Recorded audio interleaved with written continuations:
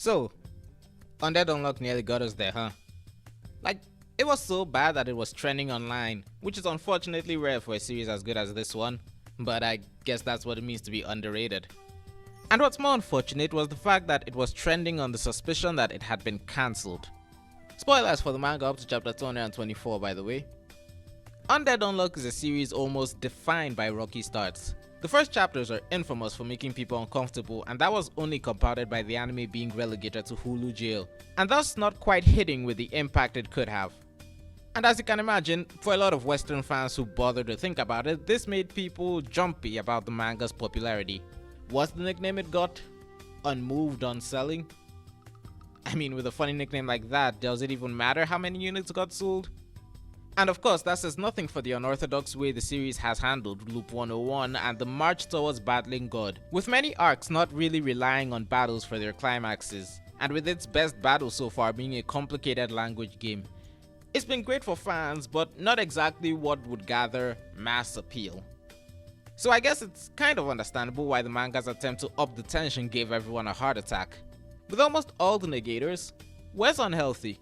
Reunited, and with Andy no longer on the sun restraining the master rules, the characters had 3 months to prepare to fight.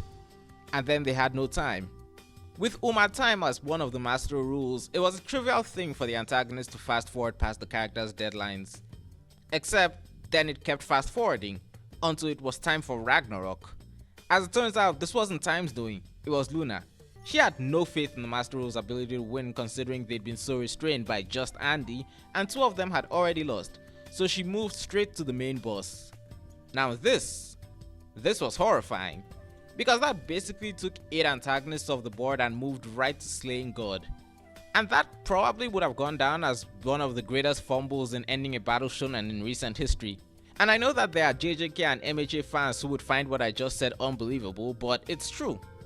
We'd spent more than 40 chapters building up Soul and the rest of his team. The rules of death, luck, change, and justice were just sitting there as the most obvious matchups of all time for Andy, Fuuko, Gina, and Juiz. The idea of skipping them for God, who is barely a character, was genuinely horrifying. And I haven't even said anything about the plot and character points that would have had to go unexplored. Sure, it's a brilliant and perfectly understandable, if underhanded, move by Luna, whose motives are honestly kind of unclear.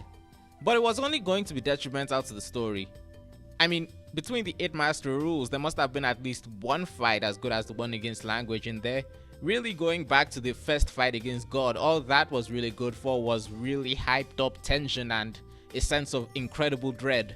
Which, don't get me wrong, is great, but that's not what legendary fights are made of. And then chapter 224 dropped and worked overtime in soothing our fears. As the Union mounted their defense, something odd happened. Unchained stopped working, which really didn't make much sense because God doesn't undo people's abilities while he's trying to destroy the world, he just goes right through them. And then, Creed's undecreasing weaponry were intercepted by a barrage of equal firepower.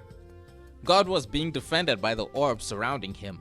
And I could feel my hope rising because the master rules weren't gone. They were right there, protecting God from Union. The reason for fast forwarding, on top of starting Ragnarok early, was to give God their powers as defenses and an even better chance at victory. And so, in order to win, the characters have to go into the balls and challenge the rules, beat them, and then fight God. We're still getting those battles, they'll just happen simultaneously now. And if they all play out in full, this manga has at least 40 chapters left.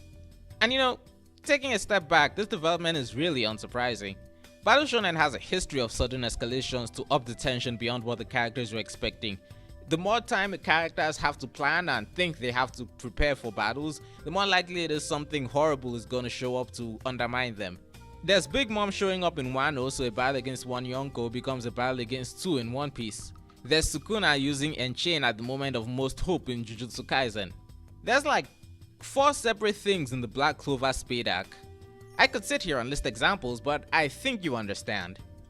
Because Luna was kind of right, I have to admit. Given the current power levels of Union, giving them any time to prepare would have made the battles against the Master Rules far too easy. But now they have to split up to take on all the Master Rules with minimal preparation while God is trying to bore a hole through the earth. Undead Unluck may have given its fans a massive worrying jolt, but now that we understand where this is going, I think we have good reason to be excited. Now, let's play a game. How many times did I say the "un" prefix in this video? Tell me in the comments along with your thoughts on these twists and turns. And while you're at it, don't forget to hit the like button for more content. I have more Undead Unluck videos planned, and I don't want them to go unnoticed. Thank you, and good day.